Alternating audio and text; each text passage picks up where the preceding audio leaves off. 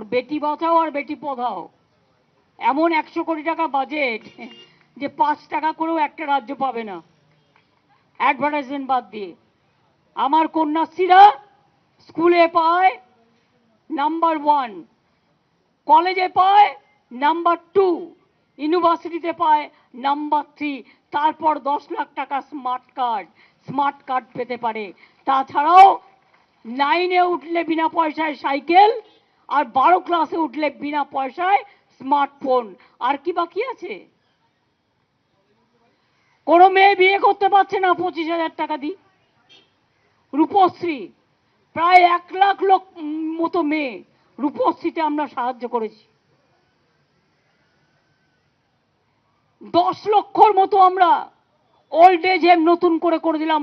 Old age ভাতা সব বন্ধ করে দিয়েছিল কেন্দ্র।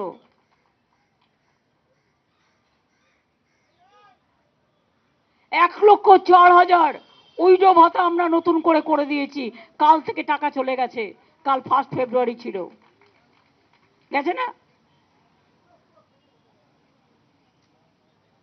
যাদের আমরা ফিজিক্যালি চ্যালেঞ্জ বলি 7,000 মানবিক ভাতা করে দিয়েছি।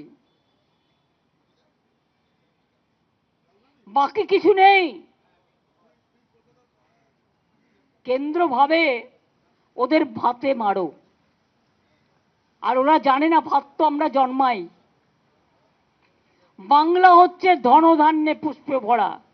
আমাদের চাষিরা অন্নদাতা, তারা অন্ন তৈরি করে এবং সেই অন্ন খেয়ে মানুষ বেঁচে থাকে। অত সহজ ভাতে মারা, অত সহজ নয়। সামনে আমার আবার বাজেট আছে। এত কিছু করার পরেও জানি না নতুন করে আর কিছু করতে পারবো কিনা। সাংবাদিক ভাতা থেকে শুরু করে, লোকপ্রসার ভাতা থেকে শুরু করে কোথাও কিচ্ছু বাকি নেই। সরকারি কর্মচারীদেরও দিয়ে দেওয়া হয় প্রতি বছর 4% করে। 15th কমিশন, পে কমিশন তৈরি করেছে আলাদা করে, সেই টাকা পায়।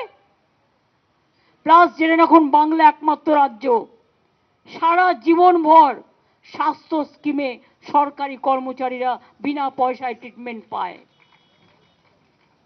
এবং একমাত্র রাজ্য ভারতবর্ষে যারা পেনশন পায় রিটায়ার্ড করার পরে, একমাত্র রাজ্য।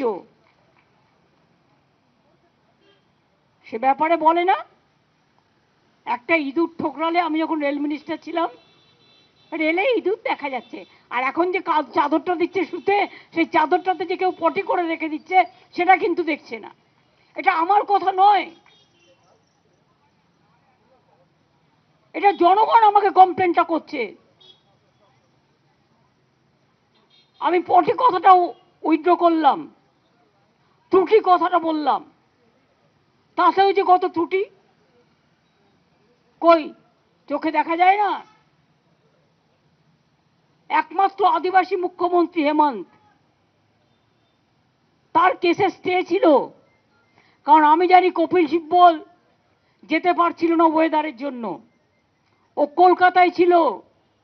কলকাতা থেকে ঝাড়খণ্ড, আমিও রেডি করে দিয়েছিলাম, কলকাতা থেকে ঝাড়খণ্ড গভর্নমেন্ট ওকে নিয়ে গিয়েছিল।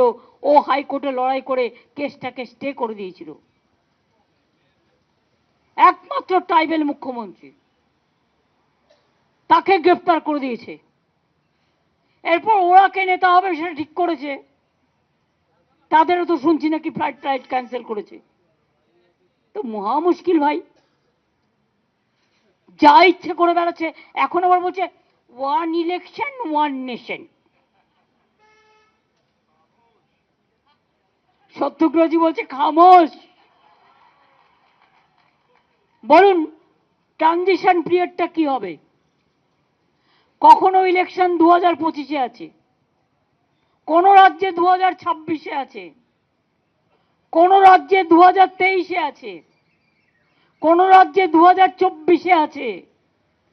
কেন প্রেসিডেন্সিয়াল ফর্ম অফ গভর্নমেন্টের দিকে যাচ্ছ? পরিষ্কার বলে দিলেই তো হবে যে এখানে একদম 1 king 1 man 1 ruler 1 nation 1 language 1 food, সব কিছু একই রকম।